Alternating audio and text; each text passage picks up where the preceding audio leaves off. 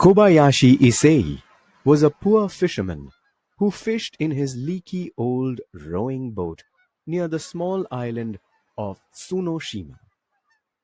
He caught just enough fish to feed himself and his family. The other fishermen, with their large, strong nets and fast new boats, would catch all the fish they could. They laughed at Kobayashi Issei and his old boat as they sped past him. But Kobayashi Issei did not mind. He smiled and waved, then cast his net and sang to himself. He loved the open sea, the taste of salt on his lips, and the warmth of the sun on his face. He wanted nothing more. One day, his net sank beneath the boat, as if a great weight was pulling it down. Kobayashi Issei tugged and heaved. All day he struggled, sweating and panting. But try as he might, he could not raise the net. As the sun began to set, he tied the net to the stern of the boat and began to row with all his strength. The boards creaked and the water leaked in. But he rowed and rowed. It was a slow, painful journey. But finally he pulled into the small harbor, the heavy net still below the boat. The other fishermen had sold their catches. They watched with interest as Kobayashi Issei strained to pull his boat upon the sandy shore. They laughed as they saw him struggle with the heavy net, slipping and tripping and falling in the sand. Caught a whale, have you, Kobayashi Issei?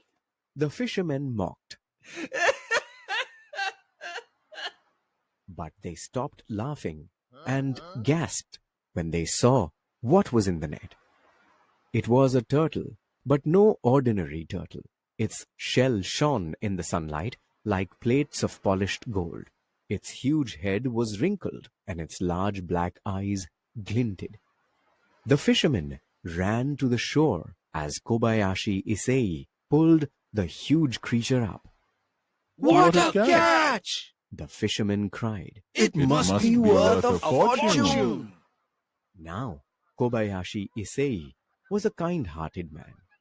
As he pulled away the tangle of net, the turtle stared at him sadly. Its mouth opened wide, gasping for air. Kobayashi Issei did not think twice. He turned the turtle towards the water and pushed. He pushed and pushed until the creature was at the edge of the sea. He watched it dive into the water. What a fool!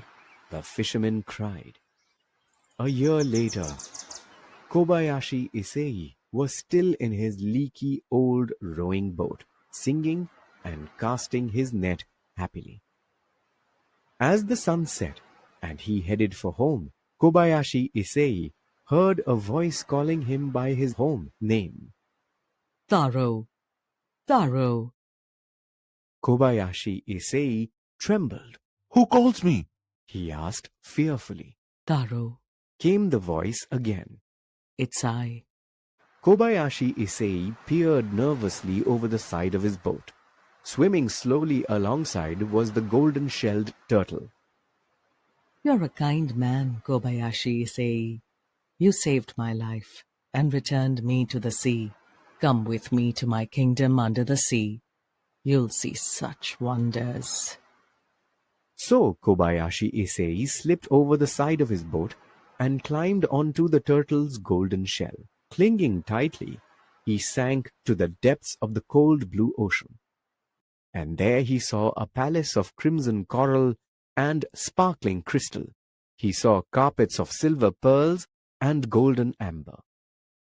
He saw gleaming sharks as big as boats, great octopuses with arms as thick as tree trunks, giant crabs with enormous claws, lobsters the size of houses, and millions of tiny silver fish like glittering glass.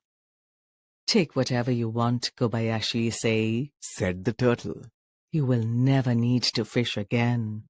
Fill your pockets with pearls and amber, coral and crystal, and become the richest man in your village.